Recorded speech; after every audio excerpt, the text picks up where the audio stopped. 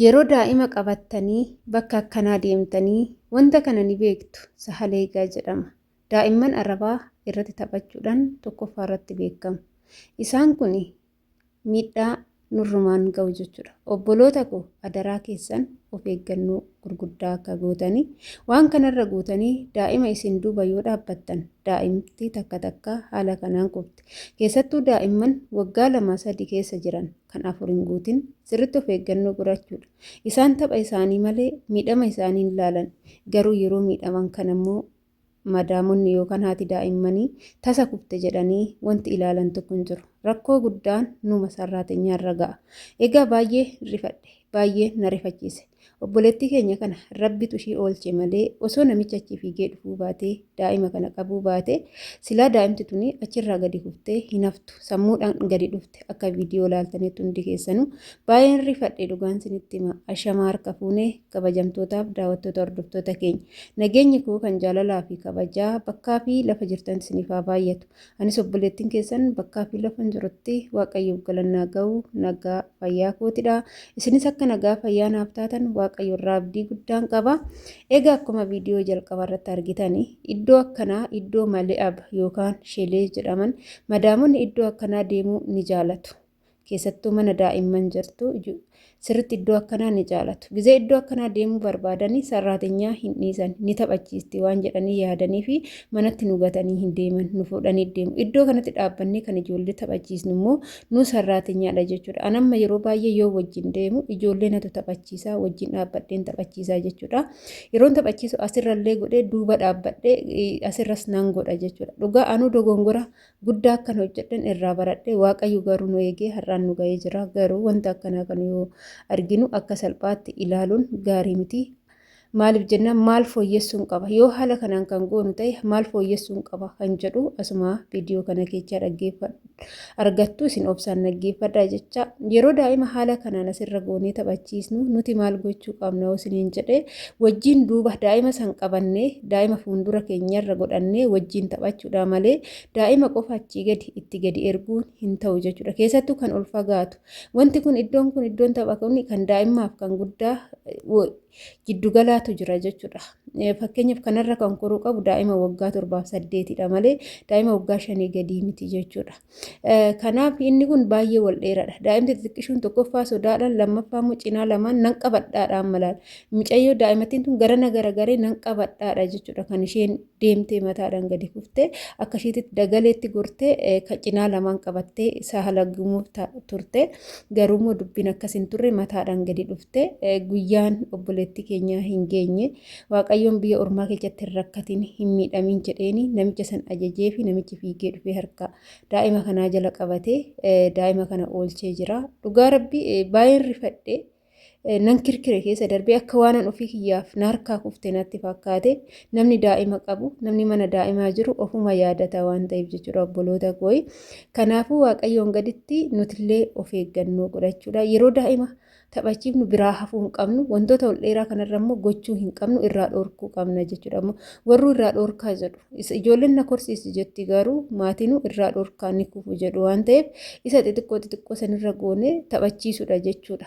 Malee booda kan daa'imman isaanii miinurra kan ofirraa rakkoo geenyullee baay'eetu jira waan ta'eef adaraa keessan ijoollee baay'een biyyoota arabaa keessatti sababa daa'immaniitiin kan lubbuun isaanii darbee ni jira. Daa'imti isaanii harkatti sababa taatee harkatti duutee harkatti madoofte kan baay'ee miidhamanii kan mana hidhaa galanii kan baay'ee tasaqaayya'an hedduutu jira. Obboleettii keenya takka yoo beektan ta'ee sababa daa'imaatiin jechuudha adda abaabayitti baasanii kan qalan takkas immoo leelaa kan jedhamtu kan waggaa meeqa mana hidhaa turte waggaa 11 mana hidhaa turte miliyoona 50 birrii Itoophiyaa miliyoona 50 akkas kan gaafatamte sababa daa'imaatiif jechuudha.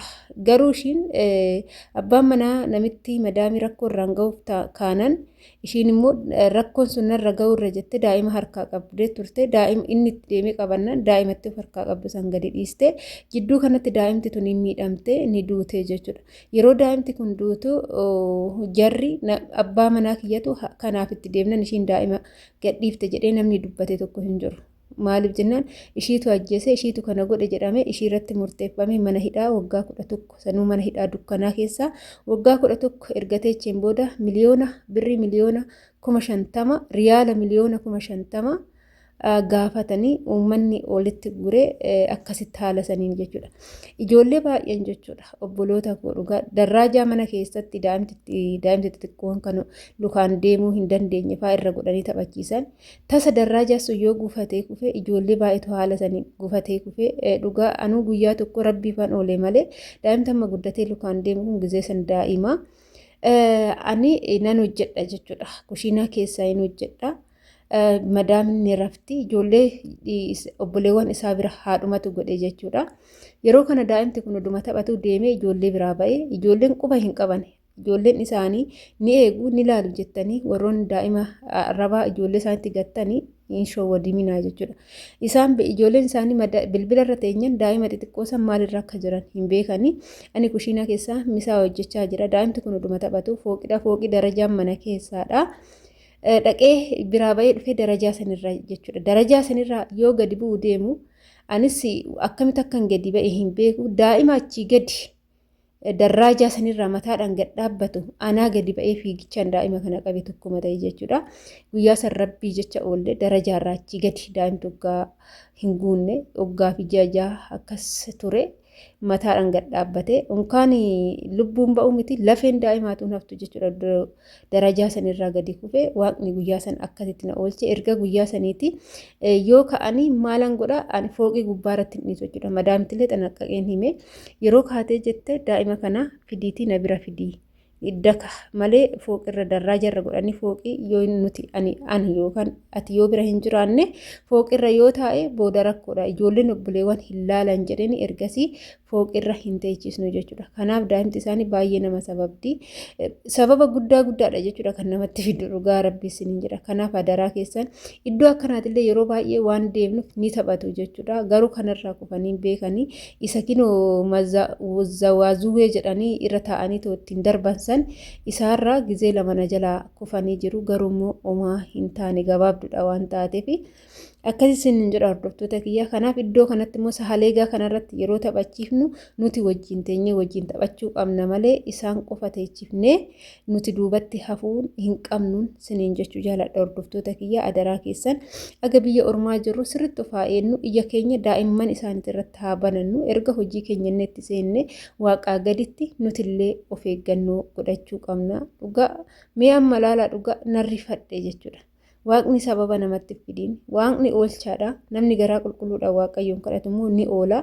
Obboleetti keenya waaqumatu oolche waaqumatu namicha san ajajee fi baga waaqayyoon si baase obboleetti koo hin jedha. Rifaatu nu dhibee namatti ta'a dhugaa rabbii. Kana nagana rifadhe isheen bira jirtu sun hagamaa rifattu siniin jedha. Jarri immoo daa'imti isaanii waa ta'uu irra dhugaa isaan waa ta'uu wayya jechuudha. Bakka daa'imaatitti qaldii hin beekanii siniin jedha. Adaraa keenya of eegaa viidiyoo kiyyaa ammaaf qabadhee dhufee asumarraa nan goolabaa turtii na wajjin gootaniif ulfaadhaa galatooma hanga viidiyoo biraatti walitti deemtu turtii gaarii isiniif haa ta'u. Baay'ee.